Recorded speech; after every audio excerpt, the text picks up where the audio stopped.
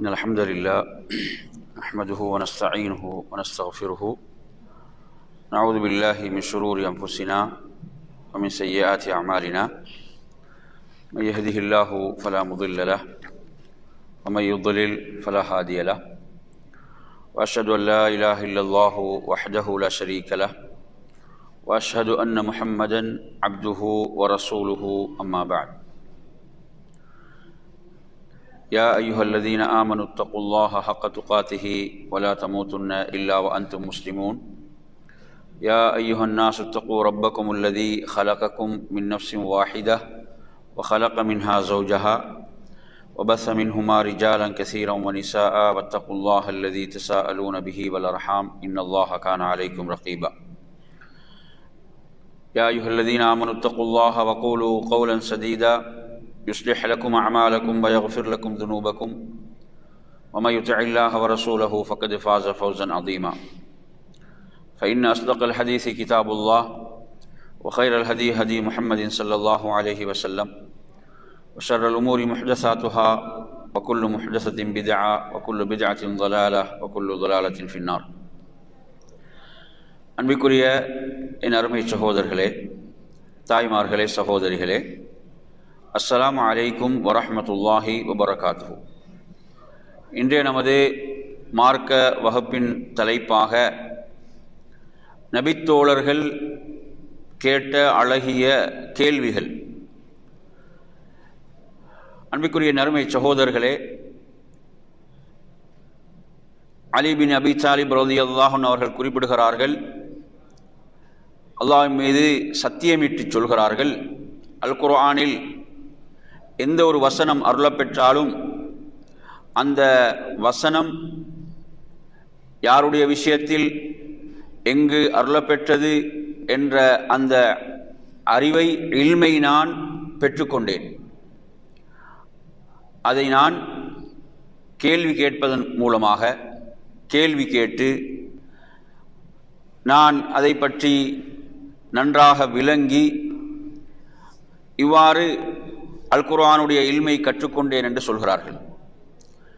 அப்துல்லாஹ் இப்னு Abbas ரலியல்லாஹு அன்ஹு உங்களுக்கு தெரியும், துர்ஜுமானுல் குர்ஆன், அல் குர்ஆனுக்கு விளக்க உரையாக விளக்கம் சொல்பவராக சிலாகித்து சொல்லப்பட்ட நபித்தோழர். அவரிடம் கேட்கப்பட்டது, நீங்கள் எவ்வாறு இந்த இல்மை பெற்றுக்கொண்டீர்கள் என்று சொல்லும்போது அவர்கள் சொல்கிறார்கள், நான் கேட்டும் விளங்கியும் என்று அவர்கள் பதில் சொல்கிறார்கள். அதேபோன்று என் அருமை சகோதரர்களே, ஹாஃபிஸ் இப்னு ஹஜர் ரஹிமஹுல்லாஹ் சொல்கிறார்கள், அழகிய முறையிலே கேள்வி கேட்டல் என்பது இல்மின் அரைப்பகுதியாக இருக்கிறது, கல்வியின் அரைப்பகுதியாக இருக்கிறது, கல்வியின் பாதியாக இருக்கிறது என்ற ஒரு கருத்தை சொல்கிறார்கள்.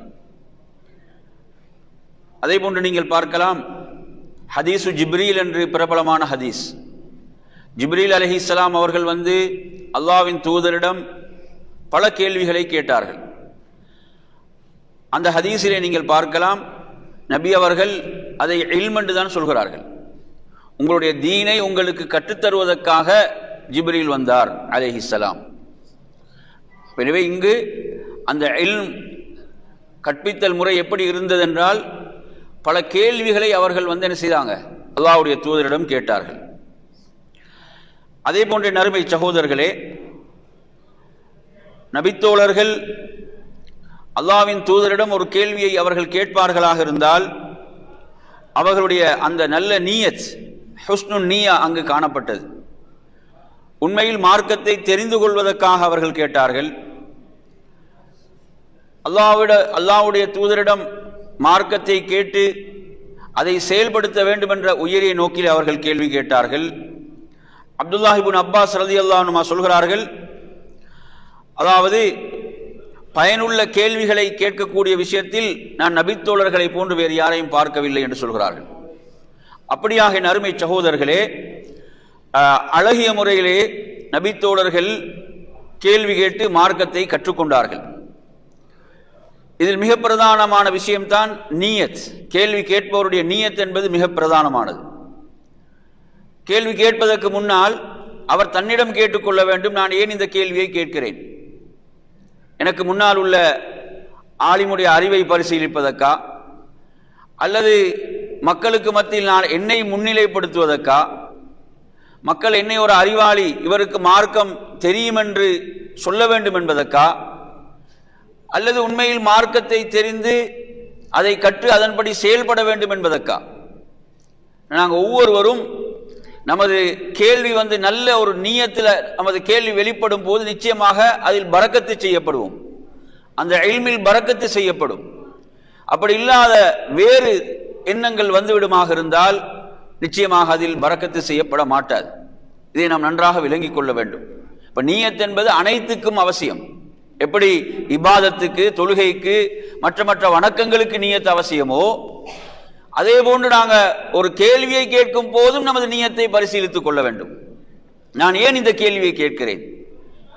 இன்று நீங்க பலரை பார்த்தீங்கன்னா அவங்க கேள்வியை கேட்கறதுக்கு முன்னால போடுற முன்னுரையை பார்த்தீங்கன்னா கேள்வி கேட்கப்படுவரை விட அவர் தான் யாராக இருக்கிறாரு, யாரா இருக்கிறார், அவர் தான் அறிவாளியா இருக்கிறார். அப்படி சிலரை பார்ப்பீங்க. சிலரை பார்த்தீங்கன்னா நான் இந்த கேள்வியை பலரிடம் கேட்டேன், எனக்கு சரியான பதில் கிடைக்கவில்லை, இப்படி ஆரம்பிக்கிறார்கள். உண்மையில அவருக்கு நாம் பதில் சொன்னாலும் என்ன செய்ய திருப்தியா இருக்காது. ஏன்னா அவர் ஒரு பதில் எதிர்பார்த்து கேட்கிறார், அவர் ஒரு பதிலை எதிர்பார்த்து கேட்கிறார். இப்படி என் அருமையான சகோதரர்களே, உண்மையில் ஒரு மார்க்கத்தை பற்றி ஒரு கேள்வியை கேட்கக்கூடிய விஷயத்திலும் எவ்வளவு அதபுகள் பேணப்பட வேண்டும் என்பதற்கு நபித்தோழர்கள் நமக்கு மிகச்சிறந்த முன்மாதிரியாக இருக்கிறார்கள்.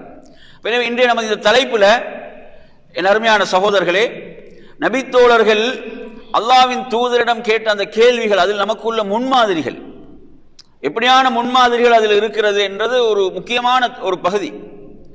அப்ப அவங்க எப்படியெல்லாம் அந்த அவங்களோட வாழ்க்கையில இறைவனுடைய தௌஃபீக்கை, அருளை பெற்றார்கள் என்பதற்கு இவைகள் மிகப்பெரிய சான்றாக இருக்கிறது. இதில் முதல் செய்தியாக நான் உங்களுக்கு சொல்ல விரும்புகின்ற செய்தி முஸ்லிமிலே பதிவாகிறது. 2618வது எண்ணிலே வரக்கூடிய செய்தி, அபு பர்ஸா அல் அஸ்லமி என்று சொல்லக்கூடிய நபித்தோழர் என்ன செய்கிறாரு, அறிவிக்கிறாரு ரலியல்லாஹு அன்ஹு, அல்லாஹ்வுடைய தூதரிடம் கேட்கிறார், யா நபி அல்லாஹ் அல்லிம்னி ஷைஅன் அன்தஃபிஉ பிஹி. அவரோட கேள்வி எப்படி அமைதுன்னு பாருங்க. அல்லாஹ்வுடைய தூதரே, எனக்கு நீங்கள் ஒரு விஷயத்தை கற்றுத்தாருங்கள், நான் அதன் மூலம் பயனடைய வேண்டும். அதுதான் நோக்கமாக இருக்குது. பாத்தீங்களா, அதன் மூலம் நான் பயன்பெற வேண்டும். இப்ப வெறுமனே நாங்க தகவல்களை சேகரிப்பதல்ல. பலரை பார்த்தீங்கன்னா அவங்களோட நோக்கம் என்ன, தகவல்களை சேகரிப்பதல்ல. தகவலை சேகரிக்க வேண்டும், அதைவிட மிக பிரதானமானது அதை நான் செயல்படுத்த வேண்டும், அதை நான் எனது வாழ்க்கைக்கு கொண்டு வர வேண்டும். எனவே நறுமை சிலரை பார்த்தீங்கன்னா, அதாவது அவர்கள் மார்க்க விடயங்களை அப்படி பேசுவார்கள், ஆனா அவங்களோட வாழ்க்கைக்கும் அதற்கும் எந்த தொடர்பும் இருக்காது, அவங்களோட செயல்பாடுகள் இருக்காது. இப்படி நாங்கள் பலரை பார்க்கிறோம். எனவே இவர் என்ன செய்யப்படவில்லை, தௌஃபீக் செய்யப்படவில்லை. பாருங்க, இந்த சஹாபியுடைய கேள்வி எப்படி அமைகிறது. அப்ப அவர் அந்த நபித்தோழருடைய அந்த கேள்வியின் நோக்கம் என்ன, அதை நான் செயல்படுத்த வேண்டும் என்ற நோக்கம் தான். அதை நான் செயல்படுத்த வேண்டும் என்ற நோக்கத்திலே கேட்கிறார். எனக்கு ஒன்றை சொல்லித்தாருங்கள், அதன் மூலம் நான் பயனடைய வேண்டும். அப்போது நபி ஸல்லல்லாஹு அலைஹி வஸல்லம் அவர்கள் என்ன சொல்லி கொடுக்குறாங்க தெரியுமா, இஅ்ஸிலில் அதா அன் தரீகில் முஸ்லிமீன், முஸ்லிம்கள் செல்லக்கூடிய அந்த பாதைகள் உள்ள அவர்களுக்கு தொல்லை தரக்கூடியவற்றை நீங்கள் அகற்றி விடுங்கள் என்று அல்லாஹ்வுடைய தூதர் கற்றுக் கொடுக்குறாங்க. பாருங்க எவ்வளவு பெரிய ஒரு சிறப்பான ஒரு விடயம் இது. அதாவது நாங்கள் பார்க்கிறோம், சொர்க்கத்தில் ஒருவர் நுழைவதற்கு இது காரணமாக இருந்தது என்ற ஹதீஸ்ல நாங்கள் படிக்கிறோம். அப்ப மக்களுக்கு தொல்லை தரக்கூடியவற்றை பாதையிலிருந்து அகற்றுவது, அப்ப இது அவருடைய மறுமைக்கு பயனளிக்கக்கூடிய ஒன்றை ரசூலுல்லாஹ் சொல்லிக் கொடுக்கிறாங்க. அவரது மறுமைக்கு பயனளிக்கக்கூடிய ஒன்றை அல்லாஹ்வுடைய தூதர் சொல்லிக் கொடுக்கிறாங்க. இன்னைக்கு நீங்க பாத்தீங்கன்னா, அதாவது மக்கள் என்ன செய்யறாங்க, பொது இடங்கள்ல நிறைய பிறருக்கு தொல்லை கொடுக்கக்கூடிய விதத்தில் நடந்து கொள்வதை நாங்க பார்க்கிறோம். பொது இடங்கள்ல நிறைய மக்களுக்கு தொல்லை கொடுக்கக்கூடிய விதத்தில் பலர் நடந்து கொள்கிறார்கள். ஆனா மார்க்கம் நமக்கு என்ன சொல்லி தருது, நாங்க மக்களுக்கு தொல்லை கொடுக்க கூடாது, தொல்லை தரக்கூடியவற்றை அகற்ற வேண்டும், இப்படி சொல்லி தரக்கூடிய மார்க்கம் இஸ்லாமிய மார்க்கம். என் அருமை சகோதரர்களே, அப்ப அந்த நபித்தோழர் அவருடைய வாழ்க்கையில் அதை செயல்படுத்தி இருப்பாரா இல்லையா? கொஞ்சம் எடுத்து பாருங்க. அப்ப அவர் ஒரு முன்மாதிரி மிக்கவராக சமூகத்தில் அடையாளப்படுத்தப்படுவாரா இல்லையா? எனவே இவ்வாறாக அல்லாஹ்வின் தூதர் ஸல்லல்லாஹு அலைஹி வஸல்லம் அவர்கள் தனது தோழர்களுக்கு கற்றுக் கொடுத்தார்கள். மற்றும் ஒரு செய்தியை பார்ப்போம். இது திர்மிதியில் வரக்கூடிய செய்தி. சுஃபியான் இப்னு அப்துல்லா ஸகஃபி என்று சொல்லக்கூடிய நபித்தோழர் இதை அறிவிக்கிறாரு. 2410வது எண்ணாக வரக்கூடிய செய்தி திர்மிதியில அல்லாஹ்வுடைய தூதரிடம் அவர் கேட்கிறாரு, யா ரசூலல்லாஹ் ஹத்திஸ்னி பி அம்ரின் அத்தஸிமு பிஹி. நல்ல வார்த்தைகளை கவனிங்க. எனக்கு ஒரு விஷயத்தை சொல்லித்தாருங்க, அதை நான் உறுதியாக பற்றி பிடித்துக் கொள்ள வேண்டும். நான் உறுதியாக பற்றி பிடித்துக் கொள்வதற்கு எனக்கு ஒன்று சொல்லித்தாங்க.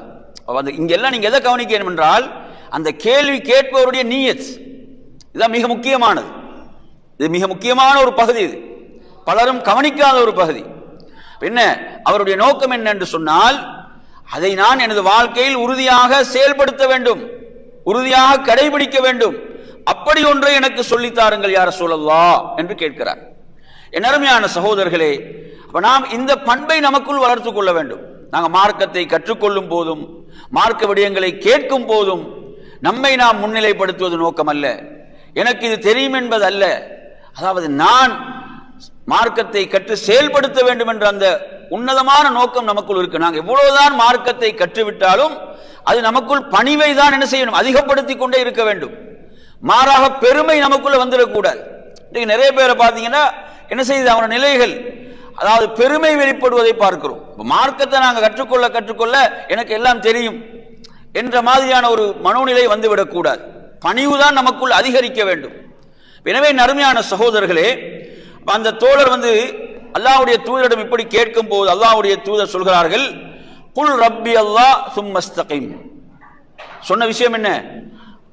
என்னுடைய ரப் அல்லாஹ் என்று நீங்கள் சொல்லுங்கள், பிறகு அதில் நீங்கள் உறுதியாக இருங்கள், அதில் நீங்க உறுதியாக இருங்கள் என்று அல்லாஹ்வுடைய தூதர் ஸல்லல்லாஹு அலைஹி வஸல்லம் அவர்கள் அவர்களுக்கு கற்றுக் கொடுக்கிறார்கள். எனவே அருமையான சகோதரர்களே, எனவே தீன்ல இஸ்திகாமத் என்பது எவ்வளவு முக்கியமானது என்று பாருங்க. மார்க்கத்தில் நாங்கள் உறுதியாக இறுதி வரை பயணித்தல் என்பது எவ்வளவு முக்கியமானது. நான் உறுதியாக பற்றி பிடித்துக் கொள்வதற்கு எனக்கு ஒன்றை சொல்லித்தாருங்கள் என்று கேட்டபோது அல்லாஹ்வுடைய தூதர் இதை கற்றுக் கொடுக்கிறார்கள். அடுத்து அவர் மற்றொரு கேள்வியை கேட்கிறார், யா ரசூலல்லாஹ் மா அஹ்வஃபு மா தகாஃபு அலைய. என் விஷயத்தில் நீங்கள் எதை பயப்படுகிறீர்கள் என்று கேட்கிறார். சுப்ஹானல்லாஹ், எப்படி கேள்வின்னு பாருங்க. என்ன, என் விஷயத்தில் யா ரசூலல்லாஹ் நீங்கள் எதை அஞ்சுகிறீர்கள், எதை பயப்படுகிறீர்கள் என்று கேட்கிறார்.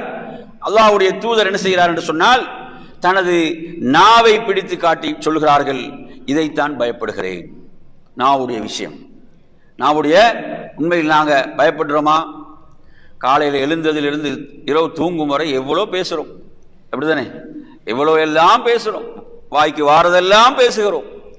யாராவது நாவுடைய விஷயத்தில் பயப்படுறோமா?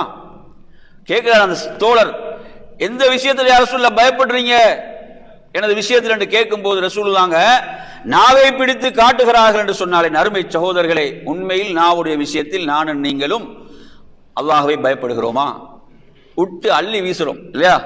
பேச்ச பார்த்தீங்கன்னா விட்டு அள்ளி வீசுறது, எந்த ஒரு அச்சமோ பயமோ கிடையாது. தனக்கு தான் பேச தெரியும், முன்னால் உள்ள எவனுக்கும் பேச தெரியாது என்ற மாதிரி சிலர் என்ன செய்கிறார்கள், பேசுகிறார்கள். எனவே அருமை சகோதரர்களே, நபித்தோழர்கள் கேட்ட கேள்விகளை பாருங்க. அவங்க ஒரு உன்னதமான சமுதாயமாக மாறினார்கள் என்றால், முன்மாதிரி மிக்க உயர்தரமான ஒரு சமுதாயமாக மாறினார்கள் என்றால், இந்த செய்திகள் நாங்கள் படிக்கும் போது அல்லாஹ்வுடைய தூதரிடம் எப்படி நபித்தோழர்கள் மார்க்கத்தை கற்றுக்கொண்டார்கள், அவங்களோட கேள்விகளுடைய நோக்கம் எல்லாம் தன்னை சீர்திருத்துவதாகத்தான் இருந்துச்சு, அடுத்தவனை சீர்திருத்துவதல்ல.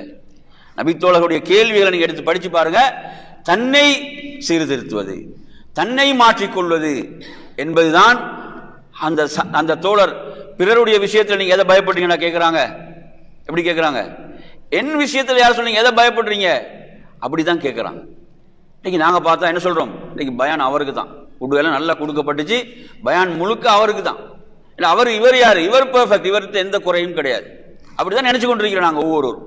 நாம் ஒவ்வொரு எப்படி நினைக்கிறோம், அதாவது என்னிடம் எந்த குறையும் இல்லை, குறையெல்லாம் அடுத்தவன் தான்.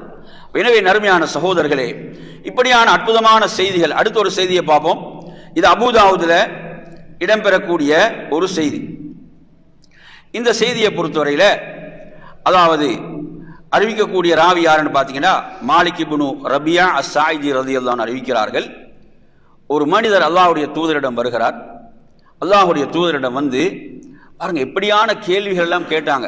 இன்னைக்கு நாங்கள் நாகரிகத்தில் உச்சகட்டம் என்கிறோம், ஆனால் இன்று மனிதன் எப்படி போய்கொண்டிருக்கிறான்.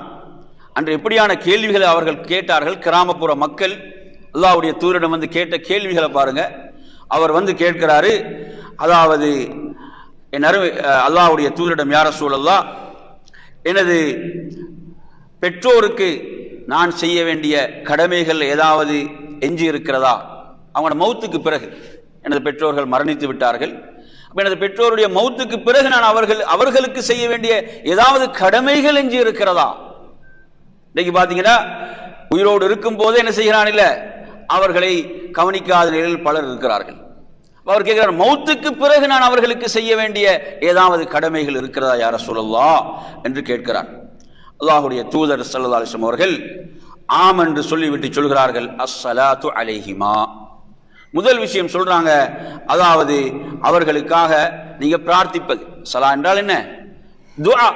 அவர்களுக்காக நீங்க என்ன செய்யணும்? பிரார்த்தனை செய்து கொண்டே இருக்க வேண்டும். பெற்றோருக்காக துஆ செய்தல். அதே போன்று வல் இஸ்திக்ஃபாரு லஹுமா, அந்த உங்களுடைய பெற்றோர்களுக்காக பாவ மன்னிப்பு தேடுதல் அல்லாஹ்விடத்தில். அல்லாஹ் குர்ஆனை நமக்கு சொல்லி தரானா இல்லையா? நபிமார்களுடைய துஆக்கள் எடுத்து படிச்சு பாருங்க. நூஹ் அலைஹிஸ்ஸலாம் எப்படி கேட்கிறாங்க? ரப்பி கிஃபிர்லி வலி வாலிதை என்று கேட்கிறார். ரப்பி கிஃபிர்லி வலி வாலிதை என்று கேட்கிறார். எனவே என்னையும் எனது பெற்றோரையும் மன்னிப்பாயாக. என் அருமையான சகோதரர்களே, பெற்றோருக்காக பாவ மன்னிப்பு தேடுவது இரண்டாவதாக சொல்றாங்க. மூன்றாவது ரசூலுல்லாஹி ஸல்லல்லாஹு அலைஹி வஸல்லம் சொல்கிறார்கள், அவர்களுடைய வசியத்தை நீங்கள் நிறைவேற்ற வேண்டும். அவங்க யாருக்காவது வாக்குறுதி அளித்திருந்தால் அந்த வாக்குறுதிகளை நீங்கள் நிறைவேற்ற வேண்டும் என்று சொல்கிறார்கள். அதே போன்று அவர்களுடைய அந்த இரத்த உறவுகளை நீங்கள் என்ன செய்ய வேண்டும்? நீங்கள் பேண வேண்டும் என்று நான்காவது சொல்கிறார்கள். ஐந்தாவது சொல்கிறார்கள், அவர்களுடைய நண்பர்களையும் நீங்கள் கண்ணியப்படுத்த வேண்டும். அவர்களுடைய யாரெல்லாம் நண்பர்களோ அவர்களையும் என்ன செய்ய வேண்டும்? கண்ணியப்படுத்த வேண்டும். இதெல்லாம் மௌத்துக்கு பிறகு. இப்போ உயிரோடே செய்யறாங்க இல்லை, பெற்றோர் உயிரோடு இருக்கும் போதே என்ன பெற்றோரை வந்து கண்ணியப்படுத்துவர்கள் எத்தனை பேர்? இப்படி 5 விஷயங்கள் ரசூலுல்லாஹ் சொல்லிக் கொடுத்தாங்க. அவரோட கேள்வியை பாருங்க, எப்படி அற்புதமான ஒரு கேள்வி கேட்கிறாரு. எந்த யூனிவர்சிட்டியில் போயிட்டு படிச்சாரு? என்ன கேட்கிறாரு? அதாவது பெற்றோருடைய மௌத்துக்கு பிறகு அவர்களுக்கு செய்ய வேண்டிய கடமைகள் ஏதாவது எஞ்சி இருக்கிறதா யா ரசூலுல்லாஹ் என்று கேள்வி கேட்கிறார். என் அருமையான சகோதரர்களே, இப்படி அற்புதமான கேள்விகளாக நபித்தோழர்களுடைய கேள்விகள் அமைந்திருக்கிறது. அடுத்து நீங்க ஒரு செய்தியை பாருங்க. ஸஹல் இப்னு ஸஅத் அஸ்-ஸாயிதி ரலியல்லாஹு அன்ஹு அறிவிக்கக்கூடிய ஒரு செய்தி. ஜாஅ ரஜுலுன் இல நபி ஸல்லல்லாஹு அலைஹி வஸல்லம், ஒரு மனிதர் அல்லாஹ்வுடைய தூதரிடம் வருகிறார். வந்து என்ன கேள்வி கேட்கிறாரு? யா ரசூலல்லாஹ், துல்லனி அலா அமலின், எனக்கு ஒரு அமலை சொல்லித்தாருங்கள், அதை நான் செய்வதன் மூலம் எனக்கு அல்லாஹ்வுடைய நேசம் கிடைக்க வேண்டும், அல்லாஹ் என்னை நேசிக்க வேண்டும், இறை நேசம் கிடைக்கக்கூடிய ஒரு அமலை எனக்கு சொல்லித்தாருங்கள். பாருங்க சஹாபாக்களுடைய கேள்விகள் எப்படி அமைந்து இருக்கிறதுன்னு பாருங்க. அடுத்து ஒரு அதே கேள்வி திரும்ப கேட்கிறாரு, அதாவது மக்களும் என்னை நேசிக்க வேண்டும், அல்லாஹ்வுடைய நேசமும் கிடைக்க வேண்டும், மக்களின் நேசமும் எனக்கு கிடைக்க வேண்டும் யா ரசூலல்லாஹ், அப்படி ஒரு அமலை எனக்கு சொல்லித்தாருங்கள் என்று அல்லாஹ்வுடைய தூதரிடம் கேட்கின்ற போது அல்லாஹ்வுடைய தூதர் ஸல்லல்லாஹு அலைஹி வஸல்லம் அவர்கள் சொல்லிக் கொடுக்கிறார்கள், அதாவது நீங்க ஒரு உலகப்பற்றற்ற ஒரு வாழ்க்கையை வாழ்வது இருக்கிறதே, அது உங்களுக்கு அல்லாஹ்வுடைய நேசத்தை பெற்றுத்தரும். அல்லாஹ் உங்களை நேசிக்க வேண்டுமா? இந்த உலகத்தை நீங்கள் நேசிப்பவராக இல்லாமல் ஒரு உலகப்பற்றற்ற வாழ்க்கை. ஷேகுல் இஸ்லாம் இப்னு தைமியா ரஹிமஹுல்லாஹ் சொல்வார்கள், உலகப்பற்றற்ற வாழ்க்கை என்றால் என்ன தெரியுமா? மறுமைக்கு எதெல்லாம் பயனளிக்காதோ அவற்றை விட்டு விடுவதுதான். மறுமைக்கு எதெல்லாம் பயன் தராதோ அவற்றை விட்டு விடுவதுதான். எனவே நறுமையான சகோதரர்களே, நாம் இந்த உலகத்தை அல்லாஹ் நமக்கு தந்திருப்பது நிலையான மறுமை தயார்படுத்திக் கொள்வதற்கு இல்லையா? எனவே இந்த உலக வாழ்க்கையை பொறுத்தவரையில நமது தேவைக்கு நாம் எடுத்துக்கொள்ள வேண்டுமே தவிர, இந்த உலகம் என்பது நமது கையில இருக்க வேண்டுமே தவிர உள்ளத்தில் அல்ல. உள்ளத்தில் இருக்க வேண்டியது மறுமை, உள்ளத்தில் இருக்க வேண்டியது மறுமை. அதற்குத்தான் கவலை கொள்ள வேண்டும், அதற்குத்தான் நானும் நீங்களும் கவலைப்பட வேண்டும். இந்த துன்யா என்பது அந்த நிலையான வாழ்வை அல்லாஹ் நமக்கு தயார்படுத்துவதற்கு தந்த இடம். எனவே உலக மோகம் நமக்குள் மேலோங்கிவிடக் கூடாது. இந்த அழகான உபதேசத்தை அல்லாஹ்வுடைய தூதர் அந்த நபித்தோழருக்கு சொல்லிக் கொடுக்கிறாங்க. அடுத்து சொல்றாங்க, மக்களுடைய நேசம் உங்களுக்கு கிடைக்க வேண்டுமா? என்ன செய்ய வேண்டும்? மக்களிடத்தில் இருக்கக்கூடியவற்றை நீங்கள் நேசிக்காதீங்க. மக்கள்கிட்ட இருக்கக்கூடிய செல்வம், மக்களிடத்தில் இருக்கக்கூடிய செல்வாக்கு, மக்களிடம் இருக்கக்கூடிய வசதி வாய்ப்புகள், இவற்றை நீங்கள் விரும்பாதீர்கள். நீங்க எந்த அளவு தன்னிறைவாக இருப்பீங்களோ அந்த அளவுக்கு நீங்க என்ன செய்வாங்க, மற்றவர்களால் நீங்கள் நேசிக்கப்படுவீர்கள். அப்படித்தானே? நீங்க தொடர்ந்து நீங்கள் நட்பு பாராட்டக்கூடிய ஒரு நண்பர் எடுத்தா கூட என்ன செஞ்சிருவீங்க, அவற்றை ஒரு கடன் கேட்டா என்ன செஞ்சிடும், அந்த நட்புல விரிசல் வருவதை நீங்க பார்க்கலாம். இது மனிதனுடைய நிலை, இதுதான் மனிதனுடைய இயல்பு. நாங்கள் எந்த அளவுக்கு மனிதர்களோடு தன்னிறைவாக நடந்து கொள்கிறோமோ அந்த அளவுக்கு மக்களால் நேசிக்கப்படுவோம், மக்களால் நேசிக்கப்படுவோம். மக்களிடம் உள்ளதை நாங்கள் கேட்க ஆரம்பிச்சிட முடியுங்களே, அவர்களிடம் உள்ளதை நாங்கள் விரும்ப ஆரம்பித்து விட்டால் அவர்கள் நம்மை விட்டு ஒதுங்குவார்கள். இதுதான் யதார்த்தம்.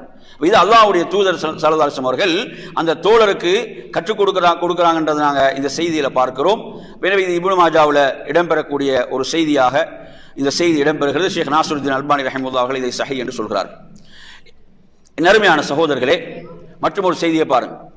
சொல்லக்கூடிய செய்திகள் ஞாபகத்தில் என்ன செய்யுங்க, ஞாபகத்தில் வச்சுக்கோங்க. குறிப்பெடுக்கக்கூடிய குறிப்பெடுத்துக் கொள்ளலாம்.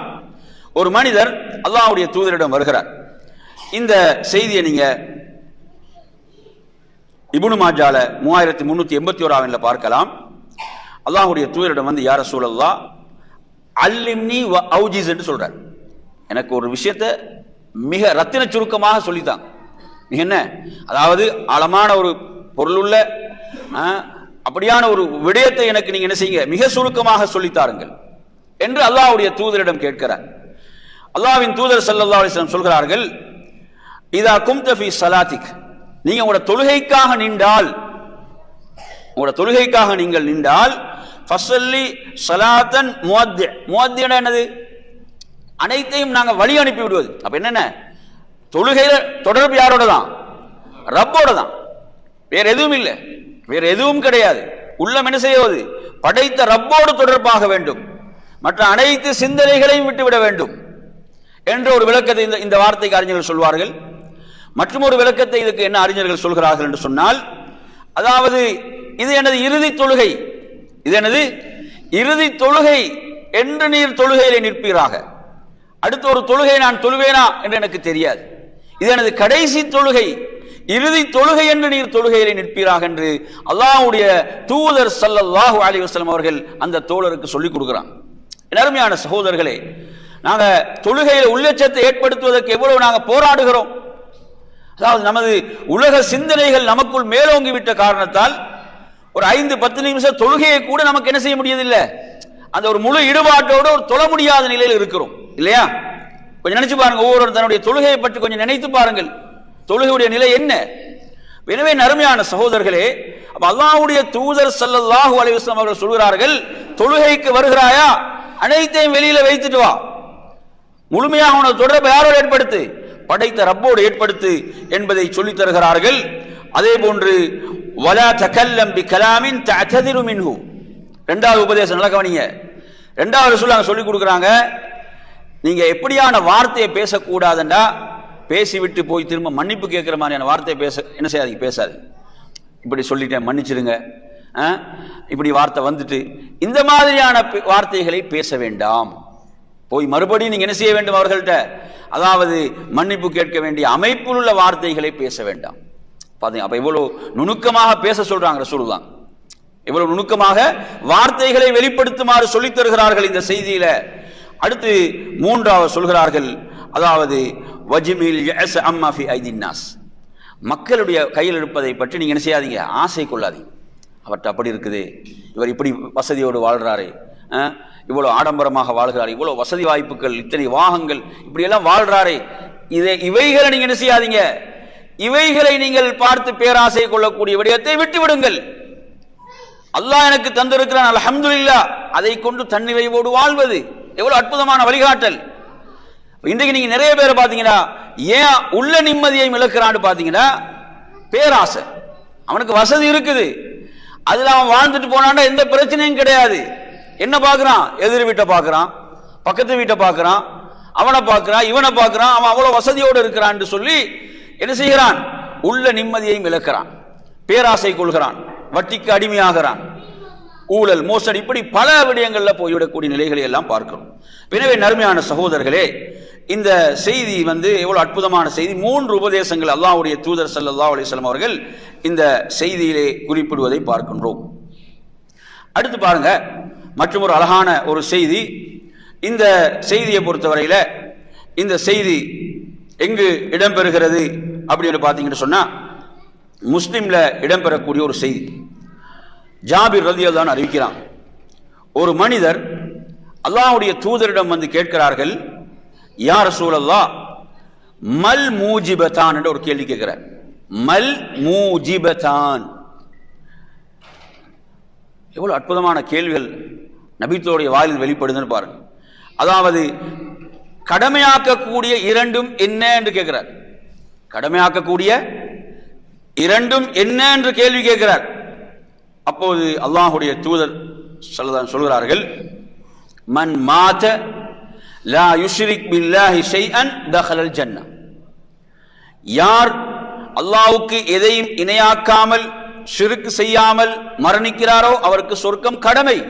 தஹலல் ஜன்னah, அவர் சுவர்க்கம் நுழைந்து விட்டார். சுப்ஹானல்லாஹ்.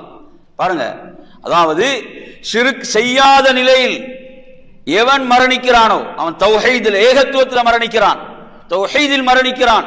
தஹலல் ஜன்னah. அப்ப ஷிர்க் செய்யாமல் மரணித்தவனுக்கு சொர்க்கம் என்பது என்ன? கடமை இல்லையா?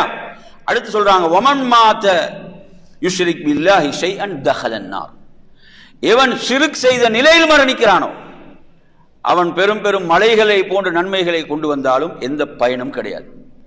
தஹலன் நார், அவனுக்கு நரகம் தான் கடமை, அவன் நரகத்தில் நுழைந்தான் என்று அல்லாஹ்வுடைய தூதர் ஸல்லல்லாஹு அலைஹி வஸல்லம் சொல்கிறார். அந்த நபித்தோழர் இந்த கேள்வியை கேட்கிறாரண்டா, எதற்காக கேட்டாரு? ஏன் கேட்டார்? ஷிர்கில் இருந்து தன்னை காத்துக் கொள்ள வேண்டும் இல்லையா? ஷிர்கில் இருந்து தன்னை காத்துக் கொள்ள வேண்டும், ஏகத்துவத்தில் வாழ வேண்டும், ஓரிரை கொள்கைகளை உறுதியாக பயணிக்க வேண்டும். இன்று நிறைய நாங்க மக்களை பார்க்கிறோம், அவங்கள்ட்ட இபாதத்துகள்ல ஆர்வம் இருந்தாலும் கொள்கை தெளிவில்லாத காரணத்தால நிறைய ஷிர்கில் போய் விழக்கூடிய நிலைகளை பார்க்கிறோம். சரியான அந்த கொள்கை தெளிவின்மையின் காரணத்தால் அவங்க செய்யக்கூடிய அமல்களை அவர்களுடைய கைகளாலே அவர்கள் என்ன செய்கிறார்கள்? பால்படுத்தி விடக்கூடிய ஒரு மோசமான நிலையை பார்க்கிறோம். ஏன்? ஷிர்க் என்பது அனைத்து நன்மைகளையும் அழித்து விடக்கூடிய ஒரு பாவமாக இருக்கிறது. என் அருமையான சகோதரர்களே, அல்லாஹ்வுடைய தூதரிடம் ஒரு தோழர் ஒரு கேள்வியை கேட்கிறார். இந்த கேள்வி எல்லாம் அவங்களுக்குள்ள பிறக்குதுண்டா நல்லா நீங்க சிந்திச்சு பாருங்க. அவர்கள் உண்மையில் எதை பயந்தார்கள், எது அவர்களுடைய இலக்காக இருந்தது? சஹாபாக்களுடைய இந்த கேள்விகளை எல்லாம் நீங்க பார்க்கும்போது எது உங்களுக்கு தெளிவாகுது? அவர்களுடைய இலக்கெல்லாம் இதுதான், மறுமை வெற்றி. எது? மறுமை வெற்றி. மறுமையில் நான் வெற்றி அடைய வேண்டும், மறுமையில் நான் வெற்றி பெற வேண்டும். இன்று நமக்கு இப்படியான கேள்விகள் பிறக்குதா? நமக்கு இப்படியான கேள்விகள் வருதா? என்ன மாதிரியான கேள்விகள் நமக்கு பிறக்குது? நினைச்சு பாருங்க. ஒவ்வொருத்தரும் தன்னிடம் கேட்டு பாருங்கள். நறுமையான சகோதரர்களே, அவர்களுடைய இலக்கு மறுமையாக இருந்தது. எனவே அவர்கள் அருள் பாலிக்கப்பட்டார்கள், தௌஃபீக் செய்யப்பட்டார்கள். அல்லாஹ்வுடைய தூதரிடம் எப்படி அற்புதமான அழகான கேள்விகளை எல்லாம் கேட்டார்கள். இந்த செய்தியை பாருங்க. ஒரு மனிதர் அல்லாஹ்வுடைய தூதரிடம் வருகிறார். யா ரசூலல்லாஹ், ஒருவர் அல்லாஹ்வுடைய பாதையில போரிடுகிறார். அல்லாஹ்வுடைய பாதையில அவர் போரிடுகிறார். அவர் அல்லாஹ்விடத்தில் அதற்கான கூலியையும் எதிர்பார்க்கிறார். அதற்கான கூலி அல்லாஹ்விடத்தில் கிடைக்க வேண்டும் என்று எதிர்பார்க்கிறார். அடுத்து வஸ்ஸிக்ர, மக்கள் புகழ வேண்டும் என்பதையும் எதிர்பார்க்கிறார், அதையும் விரும்புகிறார். அல்லாஹ்விடத்தில் கூலியையும் விரும்புகிறாரு, மக்கள் தன்னை என்ன செய்ய வேண்டும், இவர் ஒரு வீரன் என்று மக்களுடைய அந்த போற்றுதலையும் விரும்புகிறார். மாலகு, இவருக்கு கூலி கிடைக்குமா என்று அல்லாஹ்வுடைய தூதர்கிட்ட கேள்வி கேட்கிறான். அல்லாஹ்வின் தூதர் ஸல்லல்லாஹு அலைஹி வஸல்லம் சொல்கிறார்கள், லா ஷைஅ லஹு ஃபஆதஹா ஸலாஸ மர்ராத். இந்த ஹதீஸ்ல எப்படி வருதுன்னா, அவருக்கு எதுவுமே எந்த நன்மையும் கிடையாது என்பதை ரசூலுல்லாஹ் ஒரு முறை சொல்லல. எத்தனை முறை சொல்றாங்க? 3 முறை சொல்கிறார். அவருக்கு எந்த நன்மையும் இல்லை என்பதை அல்லாஹ்வுடைய தூதர் 3 முறை சொல்கிறார்கள். நறுமையான சகோதரர்களே, அதை சொல்லிவிட்டு அல்லாஹ்வுடைய தூதர் சொல்கிறார்கள், இன்னல்லாஹ லா யக்பலு மினல் அமலி இல்லா மா கான லஹு காலிஸா. அதாவது அல்லாஹ்விடத்திலே அமல்கள் ஒப்புக்கொள்ளப்படுவதெல்லாம் அது காலிஸாக. காலிஸன் என்ன? அது முழுக்க முழுக்க யாருக்காக இருக்க வேண்டும்? அல்லாஹ்வுக்காக வேறு எதுவும் அதுல கலப்படம் என்பது கூடாது. எதிலும் கலப்படம் என்ற மாதிரி என்ன செஞ்சிடக்கூடாது. இங்க கலப்படம் வந்துட்டா அல்லாஹ்விடத்துல அவருக்கு எந்த நன்மையும் கிடையாது. புரியுதா அவன் சொல்றது? எனவே நாம் இந்த இந்த இந்த கேள்வியே அந்த நபித்தோழர் கேட்கிறாரு. எதை கேட்டாரு? ஏன் கேட்டார் சொல்லுங்க. அதாவது தங்களுடைய நியத்துகளை தூய்மைப்படுத்திக் கொள்ள வேண்டும். நாளை மறுமையில் நமக்கு எதுவும் கிடைக்காமல் போய்விடக் கூடாது. உண்மையில் நாம் இந்த விஷயத்தில் அல்லாஹ்வை நாம் பயப்படுகிறோமா? நமது அமல்கள் இபாதத்துகள் விஷயத்தில் இன்றைக்கு பார்க்கிறோம். அல்லாஹ்வுடைய திருப்தி கிடைக்கிறதோ இல்லையோ அதுக்கு என்ன ஆயிரக்கணக்கான லைக்ஸ் சூழ வேண்டும் என்று எதிர்பார்க்கிறான் இல்லையா? கைகளை அப்படி உயர்த்துறாரு, உயர்த்தி அங்க என்ன செல்ஃபி எடுக்கப்படுது, எடுத்து அது போடப்படுது. இப்படி ஒவ்வொரு சுஜூதுல போட்டோ, ருக்குல போட்டோ எடுத்து என்ன இப்படி ஒவ்வொன்றும் இப்படி ஒரு வகையாக இபாதத்துகள் மாறி இருக்கக்கூடிய நிலைகளை பார்க்கிறோம். உண்மையில அதாவது அல்லாஹ்விடத்தில் அமல் ஏற்றுக்கொள்ளப்படாமல் போய்விடுவோம் என்ற அச்சம், பயம் ஒரு துளியாவது இருக்கிறதா என்ற ஒரு கேள்வி வருகிறதா இல்லையா? என் அருமையான சகோதரர்களே, நபித்தோழர்கள் எவ்வளவு பயந்த ஒரு விடயம் இது. இன்று மக்களிடத்தில் இவைகள் சர்வசாதாரணமாக மாறிக்கொண்டிருக்கிறது. எனவே அருமையான சகோதரர்களே, இந்த கேள்விகளை நீங்க எடுத்து படிச்சு பார்த்தாலே நபித்தோழர்கள் எதை பயந்தார்கள், எதை அஞ்சினார்கள், எதனால் இப்படியான கேள்விகள் அவர்களுக்குள் பிறந்தது என்ற விடயங்களை எல்லாம் நாம் புரிந்து கொள்ளலாம். அடுத்து பாருங்க, ஒரு நபித்தோழர் அல்லாஹ்வுடைய தூதர்கிட்ட கேட்கிறாங்க. இது திர்மிதியில் வர செய்தி. அபூ ஹுரைரா ரலியல்லாஹு அன்ஹு அறிவிக்கிறார்கள், அல்லாஹ்வின் தூதரிடம் ஒருவர் வந்து கேட்கிறார், யா ரசூலல்லாஹ் அர்-ரஜுலு யஅமலுல் அமல யசுர்ருஹு. ஒருவர் அமலை வந்து என்ன செய்யறாரு? தனிமையில தான் செய்யறார், யாருக்கும் தெரியாம மறைமுகமாக அமலை செய்கிறார். ஆனா அந்த அமல் என்ன செஞ்சிருது? மக்களுக்கு வெளிப்பட்டு விடுகிறது. மக்கள் அந்த அமலை கண்டு விடுகிறார்கள். மக்கள் அந்த அமலை கண்டவுடன் அவருக்குள் சந்தோஷப்படுகிறார், அவருக்குள் மகிழ்ச்சி அடைகிறார். இதுதான் கேள்வி. சஹாபி நபித்தோடைய கேள்வியை பாருங்க. என்ன கேள்வி? அவர் அமல் என்ன செய்யறாரு? ரகசியமாக மறைமுகமாக அமலை செய்யறார், இபாதத்தை செய்யறார். ஆனா அந்த இபாதத்தை என்ன செஞ்சு என்ன மக்களுக்கு அது தெரிந்து விடுகிறது, வெளிப்பட்டு விடுகிறது. அப்போது அவர் தனக்குள் சந்தோஷப்படுகிறார். தனக்குள் என்ன செய்கிறார்? சந்தோஷப்படுகிறார். அப்போது அல்லாஹ்வின் தூதர் ஸல்லல்லாஹு அலைஹி வஸல்லம் சொல்கிறார்கள், அதற்கு 2 கூலிகள் உண்டு என்று சொல்கிறார். அதற்கு 2 கூலிகள் உண்டு என்று சொல்கிறார். அல்லாஹ்வுடைய தூதர் சொல்றாங்க. ஒன்று வந்து என்ன? அஜ்ரு சிர், அவர் மறைமுகமாக செய்தாரே அதற்கான கூலி ஒன்று. அவருடைய நோக்கம் நியத் என்ன? அமலை யாருக்கும் காட்டக்கூடாது, மறைமுகமாக செய்ய வேண்டும் என்பதுதான் அவரது நியத். அதற்குரிய கூலி ஒன்று. அடுத்து அஜ்ருல் அலானியா, அடுத்து மக்கள் பார்த்துட்டாங்களே அதற்கும் ஒரு கூலி இருக்கிறது. அவர் சந்தோஷப்பட்டார். எதற்காக சந்தோஷப்பட்டார் என்று சொன்னால், இதை பார்த்து 10 பேர் செய்வாங்க இந்த அமலை, இதை பார்த்து இதை முன்மாதிரியாக எடுத்து இந்த அமலை என்ன செய்வாங்க, இன்னும் பலர் செய்வார்கள் என்பதற்காகத்தான் சந்தோஷப்பட்டார். நல்லா புரிஞ்சுக்கோங்க, அதுதான் முக்கியமான இடம். அவருடைய சந்தோஷம் எதுக்கு தான்? அதாவது தான் ஒரு வணக்கசாலி, தொழுகையாளி என்று பாராட்டுவதற்கல்ல அந்த சந்தோஷம். அவரது சந்தோஷம் என்ன தெரியுமா? இதை பார்த்து என்ன செய்வாங்க, இன்னும் பலர் இதை முன்மாதிரியாக எடுத்து செய்வார்களே என்பதற்குத்தான். இன்றைக்கு உண்மைக்கு நமது நிலை எங்க இருக்குது என்றதை நாம் சிந்தித்து பார்க்க வேண்டும். அல்லாஹ்வுடைய தூதர் ஸல்லல்லாஹு அலைஹி வஸல்லம் அவர்கள் 2 கூலிகள் என்று சொல்கிறார்கள். 2 கூலி அவருக்கு உண்டு என்று சொல்கிறார்கள். எனவே நறுமையான சகோதரர்களே, அவரது முயற்சி எல்லாம் அமலை என்ன செய்வது? ரகசியமாக செய்வதான். இன்றைக்கு நீங்க பாத்தீங்கன்னா சிலர் ரகசியமா ஒரு அமலை செய்து விட்டாலும் அதை 4 பேருக்கு மத்தியில் சொல்லாட்டி அவரை தலையை வெடிச்சிடும் போலதான் இருக்கு. அதை எப்படியாவது சொல்லணும், அதுக்கு ஏதாவது ஒரு முன்னுரையை போட்டு என்ன செய்யறது, அதுக்கு அதை எப்படியாவது வெளிப்படுத்தி விட வேண்டும் என்ற நிலையில் உள்ளவர்களுக்கு அல்ல இந்த நற்செய்தி. அமல்களை மறைத்து மறைமுகமாக செய்வதற்கான முயற்சியும் போராட்டம் அவர்களுக்குள் இருந்து கொண்டே இருக்கும். எனவே நறுமையான சகோதரர்களே, அப்ப நபித்தோழர்களுடைய இந்த கேள்விகள் எல்லாம் உண்மையில் அவர்களுடைய அந்த மறுமைதான் இலக்காக இருந்தது, இறை திருப்தித்தான் இலக்காக இருந்தது என்பதற்கு இவைகள் எல்லாம் மிகப்பெரிய சான்றாக இருந்து கொண்டிருக்கின்றன. நறுமையான சகோதரர்களே, ஒரு செய்தியை பாருங்க, திருமீதியில் இடம்பெறுகிறது. ஒரு நபித்தோழர் ஷித்தீர் இப்னு ஷக்ர் என்று சொல்லக்கூடிய பேர்ல வரக்கூடிய ஒரு நபித்தோழர் ரலியல்லாஹு அன்ஹு அவர்கள் அல்லாஹ்வுடைய தூதரிடம் வருகிறார்கள்.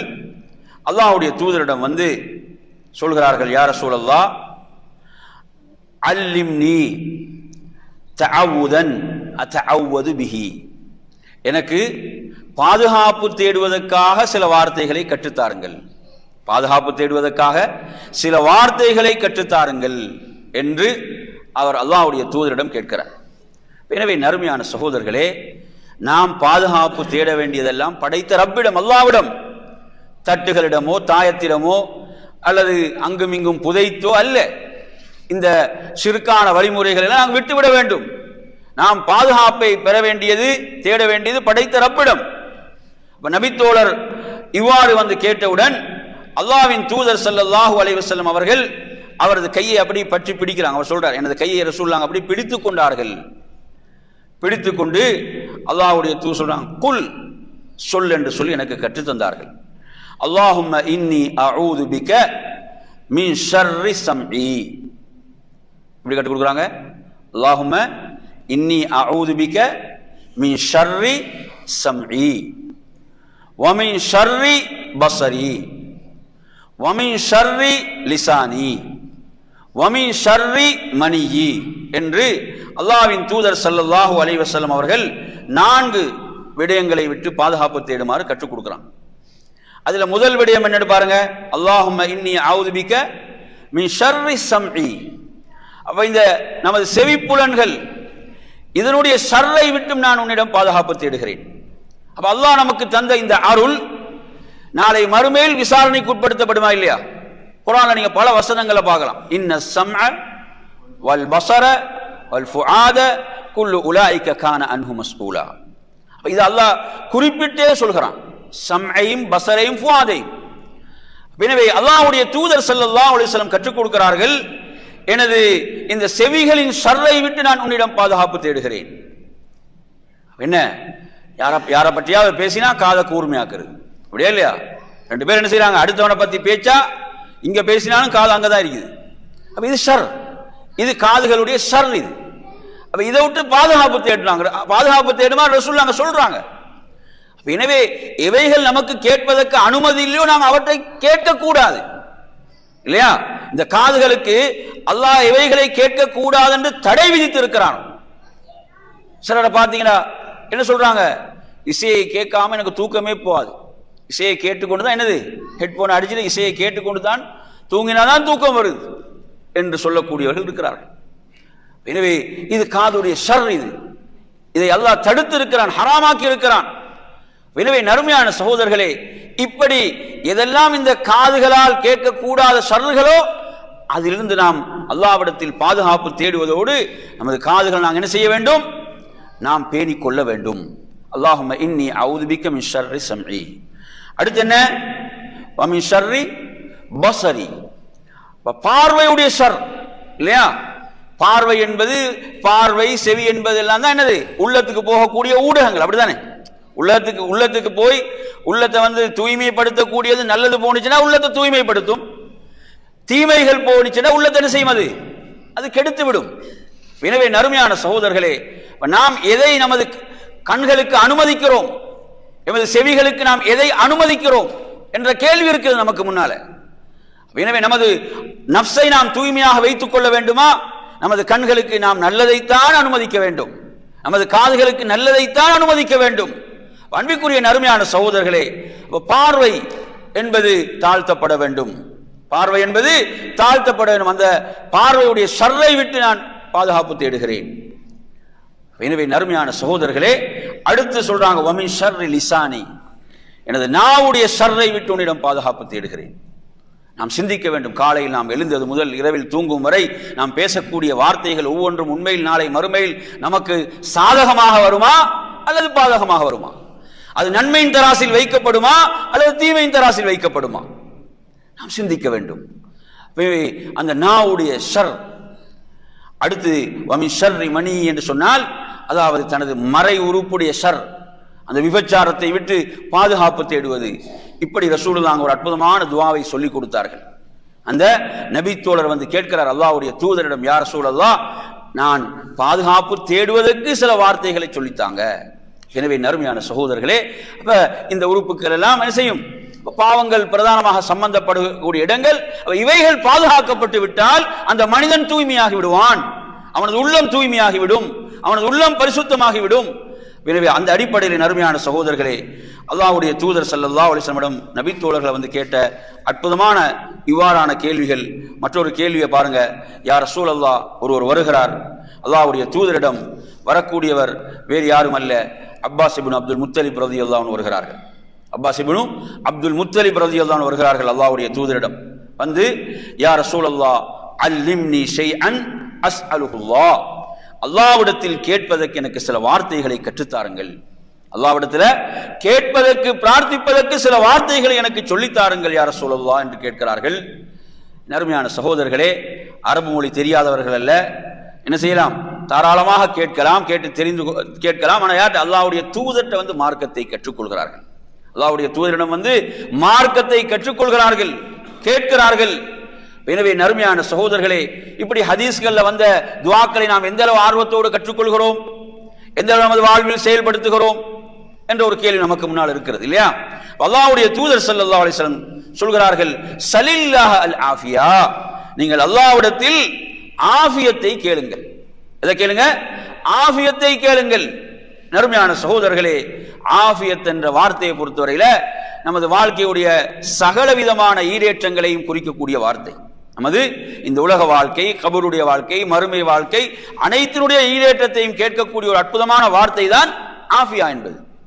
அப்ப ஆஃபியத்தை நீங்க அல்லாஹ்விடத்தில் கேளுங்க. அப்ப இதை கேட்கறதுக்கு சிரமமா? ஒரு பெரிய லிஸ்டா போட்டாங்க. இதை நீங்க மிக எளிதாக கேட்கலாம். அல்லாஹும்ம இன்னி அஸ்அலுக்கல் ஆஃபியா, அல்லாஹும்ம இன்னி அஸ்அலுக்கல் ஆஃபியா. இது யாருக்கும் சிரமமா? இதை கேட்கறதுக்கு யாருக்கும் சிரமம்? இதை மரணம் விட்டு கேட்கறதுக்கு யாருக்கும் சிரமமா? ஆனால் எத்தனை பேர் கேட்குறோம்? சொல்லுதாங்க, மிக எளிதாக சொல்லிக் கொடுக்குறாங்க.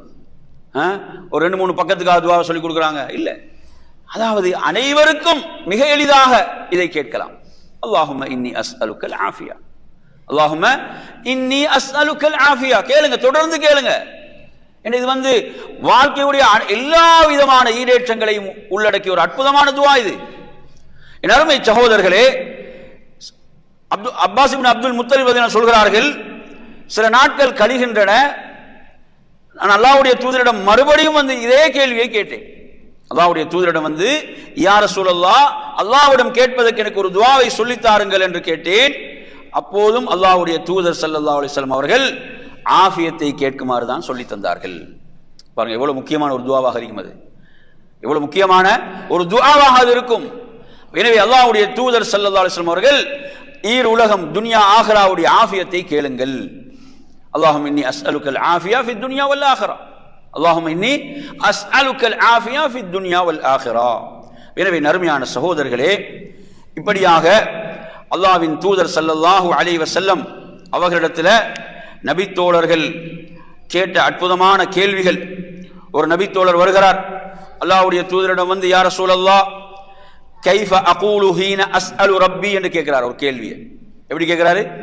கைஃப அகூலு ஹீன அஸ்அலு ரப்பி, ரப்பிடத்தில் நான் பிரார்த்திக்கும் போது எப்படி பிரார்த்திக்க வேண்டும், எதை நான் சொல்ல வேண்டும் என்று கேட்கிறார். அல்லாஹ்வின் தூதர் ஸல்லல்லாஹு அலைஹி வஸல்லம் அவர்கள் சொல்லிக் கொடுக்குறாங்க, அல்லாஹும்ம ஃகிஃபிர்லி வர்ஹம்னி வஆஃபினி வர்ஸுக்னி. இதை கேளுங்க. இது வந்து நபி ஸல்லல்லாஹு அலைஹி வஸல்லம் அவர்கள் தனது விரல்களை இணைத்து காட்டி சொல்கிறார்கள், இது துன்யாவையும் ஆகிராவையும் சேர்த்து விட்ட ஒரு துஆ, இரண்டையும் சேர்த்த ஒரு துஆ.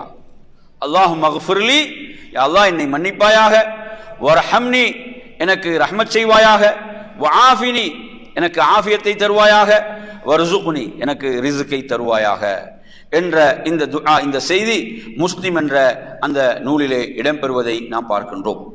என் அருமையான சகோதரர்களே, நபித்தோழர்களுடைய அற்புதமான கேள்விகளில் ஒரு நபித்தோழர், இந்த செய்தி யார் அறிவிக்கிறாங்கன்னா அப்துல்லாஹ் இப்னு அம்ர் ரலியல்லாஹு அன்ஹு அறிவிக்கிறார்கள், இன்னல் முஅzzினீன யுஃபضிலூனனா அல்லது யுஃதிலூனனா அந்த செய்தியில் வருகிறது.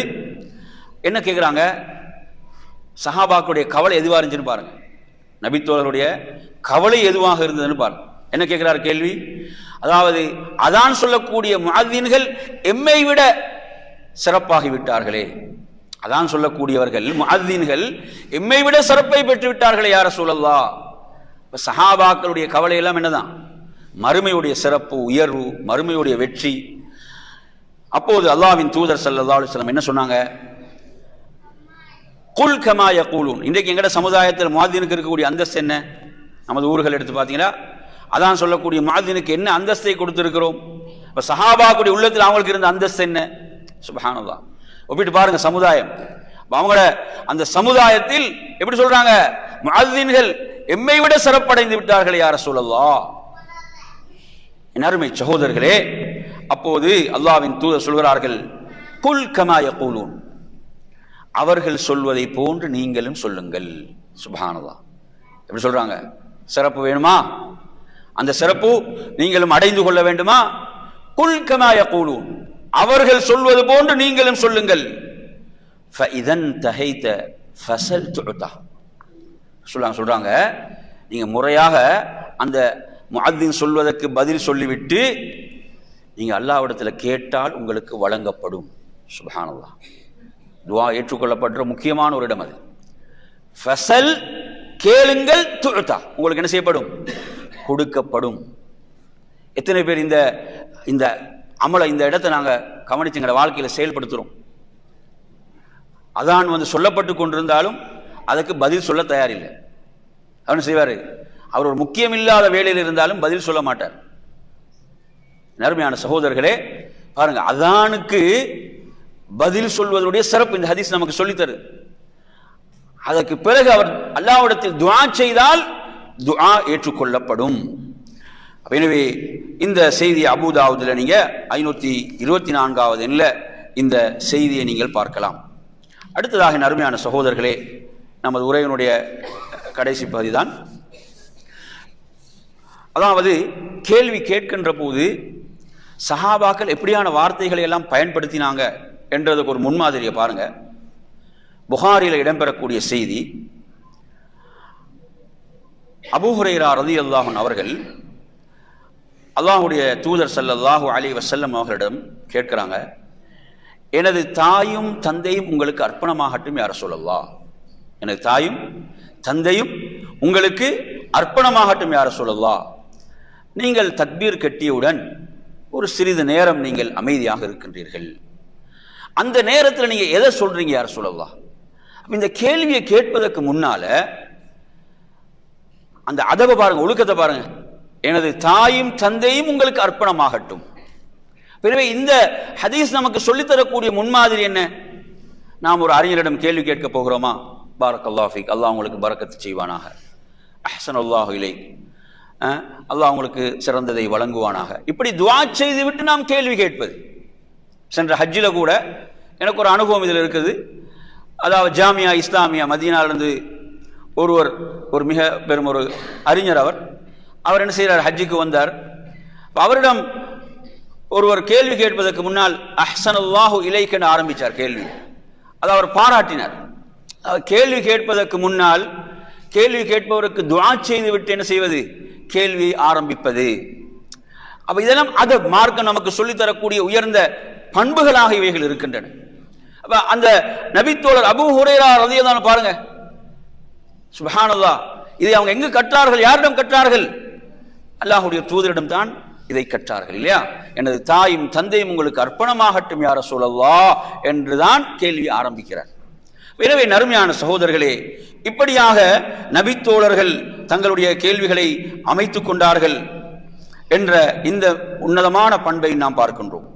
முஆத் இப்னு ஜபல் ரலியல்லாஹு அன்ஹு அவர்கள், உங்களுக்கு தெரியும், அல்லாஹ்வுடைய தூதர் ஸல்லல்லாஹு அலைஹி வஸல்லம் அவர்கள் இந்த உம்மத்தில் மிக பெரும் ஒரு அறிஞராக, ஹலால் ஹராமை பற்றிய ஒரு பெரும் ஞானம் உள்ள ஒரு தோழராக அல்லாஹ்வுடைய தூதர் சிலாகித்து சொன்ன ஒரு தோழர் தான் முஆத் இப்னு ஜபல் ரலியல்லாஹு அன்ஹு அவர்கள்.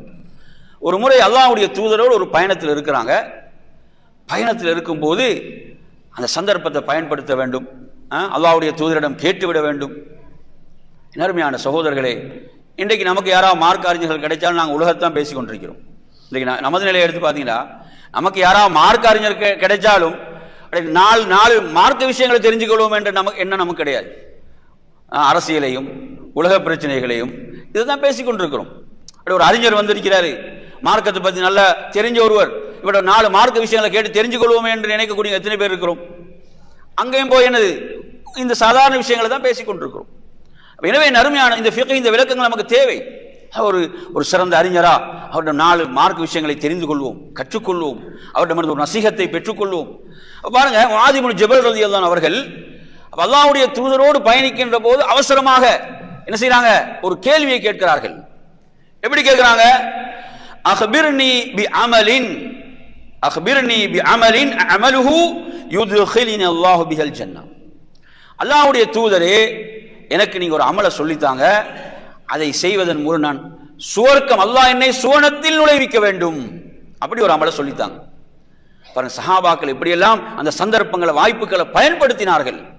என் அருமையான சகோதரர்களே, அந்த நேரத்தில் அல்லாஹ்வின் தூதர் ஸல்லல்லாஹு அலைஹி வஸல்லம் அவர்கள் என்ன சொல்றாங்க அப்படின்னு பார்த்தீங்கன்னு சொன்னா, லகத் சஅல்த அன் அதீம், நீங்க ஒரு மகத்தான விஷயத்தை கேட்டிருக்கிறீங்க, மகத்தான விஷயத்தை நீங்கள் கேட்டிருக்கிறீங்க. சுவர்க்கத்தில் நுழைவிக்கக்கூடிய, நரகத்தில் தூரப்படுத்தக்கூடிய ஒரு அமலை கேட்டிருக்கிறீங்க.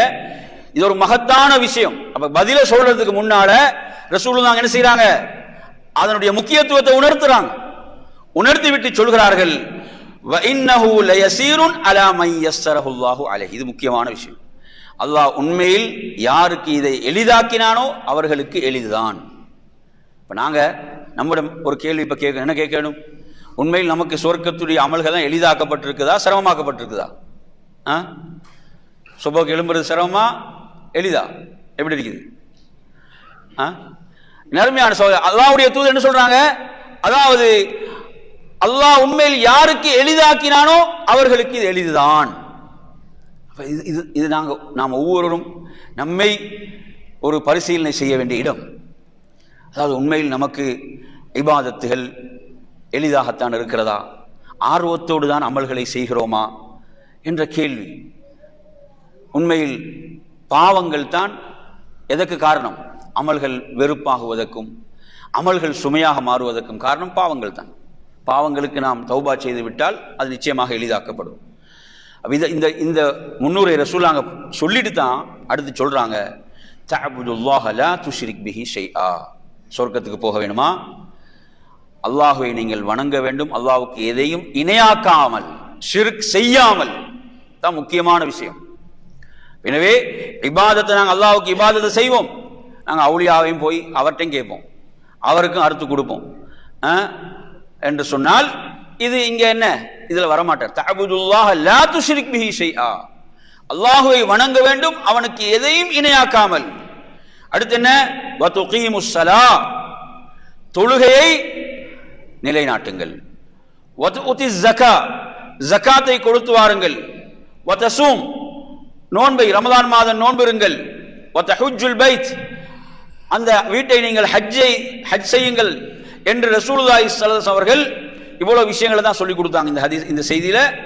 எனவே இது உங்களை சுவர்க்கத்தில் நுழைவிக்கும், உங்களை நரகை விட்டு காக்கும் என்று அல்லாஹ்வுடைய தூதர் ஸல்லல்லாஹு அலைஹி வஸல்லம் சொல்கிறார்கள். எனவே நறுமையான சகோதரர்களே, உண்மையில நாம் ஒவ்வொருவரும் மார்க்கத்தை கற்றுக்கொள்வதில் ஒரு தூய்மையான எண்ணம் நமக்குள் இருக்க வேண்டும், இஹ்லாஸான நியத் இருக்க வேண்டும். ஒரு மார்க்க விடயத்தை ஒருவரிடம் கேட்கும் போதும் கற்றுக்கொள்ளும் போதும் இது எனது வாழ்க்கைக்கு பயனளிக்க வேண்டும், இதை நான் இயன்றவரை எனது வாழ்வில் செயல்படுத்த வேண்டும் என்ற அந்த தூய எண்ணங்கள் இருக்க வேண்டும்.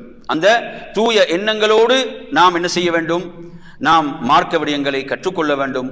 உண்மையில் அவ்வாறான தூய்மையான எண்ணங்கள் நமக்குள் இருக்குமாக இருந்தால் நிச்சயமாக நாம் அருள் பாலிக்கப்படுவோம். அந்த இல்முல் அல்லாஹ் நமக்கு பரக்கத்து செய்வான். அதை அடைவதற்கான வழியையும் அல்லாஹ் நமக்கு எளிதாக்கி தருவான். எனவே நறுமையான சகோதரர்களே, அந்த சிறந்த முன்மாதிரிகளை நபித்தோழர்களிடம் பெற்ற சிறந்த மக்களாக அல்லாஹ் நம்மை ஆக்குவானாக என்று கூறி நிறைவு செய்கிறேன். வஆகிரு தஅவானா அனில் ஹம்துலில்லாஹி ரப்பில் ஆலமீன். வஸ்ஸலாமு அலைக்கும் வரஹ்மத்துல்லாஹி வபரகாத்துஹு.